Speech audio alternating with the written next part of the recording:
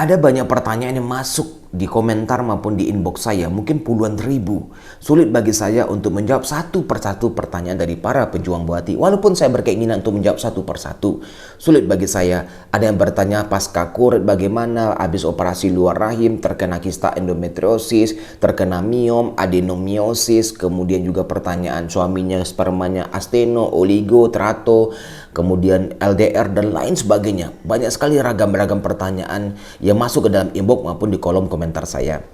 Kemudian satu hal yang pengen saya menjawab semua pertanyaan tersebut. Sebelum Bapak Ibu mengajukan pertanyaan, yang penting adalah lakukan screening dasar infertilitas. Saya ulang sekali lagi, lakukan screening dasar infertilitas. Itu hukumnya wajib. Wajib. Apa itu screening dasar infertilitas? Yang pertama adalah USG transvaginal, lakukan haid hari kedua atau haid hari ketiga.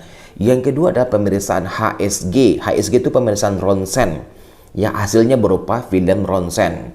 Itu dilakukan pada haid hari ke-10. Fungsinya untuk melihat saluran tubanya lancar atau tidak.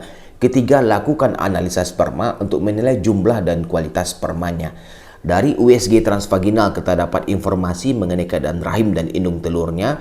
Dari hasil pemeriksaan HSG kita dapat informasi mengenai keadaan saluran tubanya, apakah lancar atau tersumbat atau ada pembengkakan seperti hidrosalping. Dari hasil analisa sperma kita dapat data mengenai jumlah dan kualitas spermanya.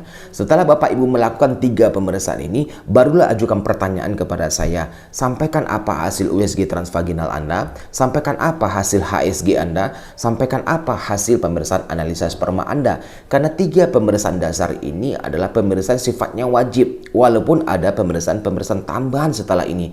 Contoh, bagi pasangan-pasangan atau bagi istri yang sudah pernah melakukan operasi kista atau usianya sudah lanjut lebih dari 35 tahun, mungkin kita tambahkan dengan pemeriksaan hormon AMH untuk memperkirakan cadangan telurnya, atau pemeriksaan hormon-hormon tertentu seperti pada pasien PCOS yang perlu kita lakukan pemeriksaan hormon FSH, LH, estradiol pada haid hari kedua untuk melihat bagaimana profil hormonnya. Tapi itu tidak wajib hukumnya, itu pada kasus-kasus tertentu. Setelah kita lakukan 3 pemeriksaan dasar tersebut, baru kita lakukan analisis. Ada apa di rahimnya, ada apa di tubanya, ada apa di indung telurnya, dan ada apa di spermanya. Jadi yang paling penting itu dalam penanganan infertilitas adalah analisis keadaan rahimnya, analisis keadaan indung telurnya, analisis keadaan saluran tubanya, analisis keadaan spermanya. Ada 4 item ini yang kita analisis. Dari 4 ini baru kita bisa menentukan apa program hamil cocok untuk Bapak Ibu sekalian.